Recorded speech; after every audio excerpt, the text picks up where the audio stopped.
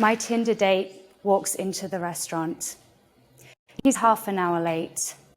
He looks nothing like his photos. I'm already put off. Why are men always like this? He sits down. I tell him I'm sick of the way men treat me. He just laughs it off. My blood boils and I blurt out, I hate the patriarchy. He tells me to calm down. He doesn't get it. I'm like, you must have mummy issues. He's like, should I just leave? Yeah, I think that would probably be best. This is how it always goes. Can't I just meet a decent guy? Men have no idea. I'm 5 years old, hiding under a blanket at the top of the stairs. I hear angry voices shouting below. I'm frightened and confused. I peep out and see my dad storming down the bottom hallway. Then the front door slams. My mum's sobbing and I don't know what to do. I'm worried about her, but I'm frozen, too scared to come out. I know my mum needs me. I have to take her side. Anyway, men were bad. My dad was rarely at home. He felt like a stranger to me. So there at the top of the stairs, I built a wall around my heart. I'm 6, sitting in front of the lawyer. She pushes over a piece of paper. On one side is a stick drawing of my mum's house, and on the other, my dad's. She tells me, you've got to choose where to live. Mum had told me how horrible Dad was. Men were mean, and I had to make a stand for me and my mum and my sister. So, of course, I point my finger to my mum's house. I was mad at Dad and everything he had done. I had to keep him at arm's length. In that moment, I became an angry little feminist. I'm sitting in my beautiful London apartment, but the air is thick with tension. My breath is shallow and shaky. Then out of the silence are the 2 words I've been dreading. It's over. I go numb. The one man I had finally opened up to dumped me. You see, we'd been on an unhealthy roller coaster for months now. I'd given away my power and collapsed inside.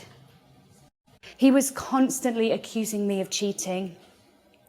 I was always afraid of saying the wrong thing, so I often didn't say anything. And that only made it worse. I weaponized my feelings and made it about what he was doing wrong.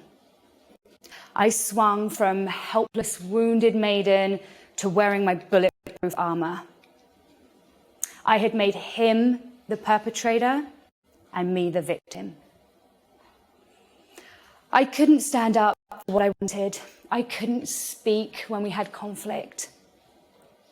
I didn't know how to be open and vulnerable. I buried that part of me a long time ago. I sit there numb and watch him walk out down the hall, shutting the door for the last time. And now my worst fears have been realized. I'm in love with a man who doesn't want to be with me. I'm devastated and alone. I slump over on the chair and my heart starts to crack. I sob uncontrollably. I feel abandoned again. And it pulled up my long ignored wounds from childhood. It opened up the pain I had been concealing with my boss babe attitude and drive for success. I felt the pain of my parents' separation and of my absent father.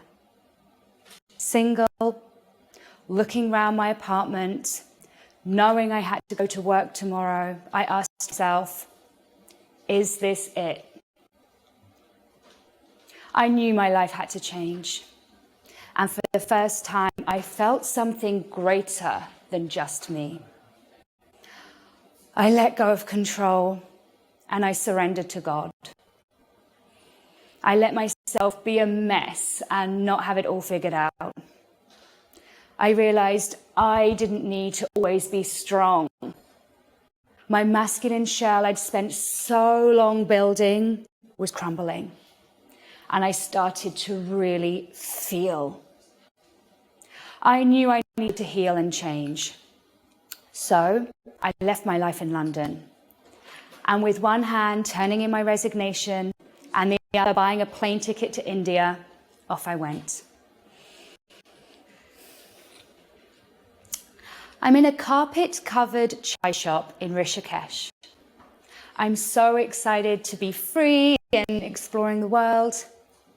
Ari, a wise old Israeli man, was talking to me and my friends about relationships. He talked about this idea that we all have masculine and feminine energy inside us. I was triggered. He said the feminine is receptive, open, radiant. Well, I didn't feel any of those things. And deep down, I kind of hated men still. But I was intrigued. I felt a calling to dive in more. He just told me, sister, go to Koh Phangan and learn about Tantra. So I'm clambering off this very unstable Thai boat with a group of backpackers who were headed for the full moon party. I was going to the other side of the island. I rocked up in what I learned is lovingly known as Tantra Town. I'm looking deep into the eyes of a stranger for an extended time. The facilitator tells us to keep eye gazing, so I do. I feel the embarrassment of me wearing this very tight-fitting corset with plunging cleavage, but that's what you should wear for a Tantra party, right? The facilitator says, men, bow to the goddess in your partner. Then the women had to dance for the men. My Western conditioning told me to say, no way. I don't want to dance for this man I don't know. But my heart said, take a risk. So I'm standing there, all awkward, not knowing what to do as the sensual music starts playing. I close my eyes and sway, and I get lost in the moment. I begin to move in a way that feels pleasurable. I feel a tear running down my cheek. I sense my feminine energy awakening inside me.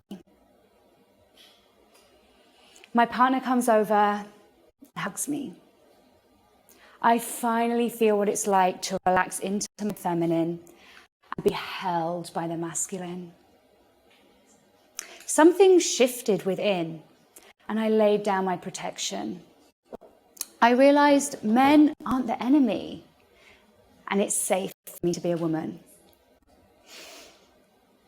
It's 2015. I'm naked, howling at the moon with a group of other women. We're dancing round the fire, my boobs are jiggling, and I don't care. I take the little piece of paper from the volunteer, and with my pen, I wrote down my word, fear. I walk over to the fire, and I let it go. I breathe in the ocean air and watch the waves coming in. We stand there holding hands, feeling the warmth of the fire. I feel so open and free.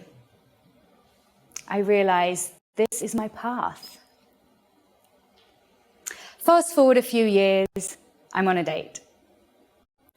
This man is looking at me adoringly. I'm laughing and in my body. I feel so grateful for his presence. He squeezes my hand and says, "I got you." I melt and it finally feels easy and natural. I look back to my younger self and have so much love for her. I can see how childhood fear was running her life, and she was just doing the best she could. I learned on my journey that all the anger I had on the outside towards men was just me avoiding the anger I felt inside. I was hiding my heart because I didn't want to get hurt. But when I connected to my feminine, I naturally put the sword down and I watched the magic unfold. Men aren't the enemy, and when we come together, we can heal each other. I learned that there is no shame in being feminine. There is no shame in being feminine. In fact, femininity is my superpower.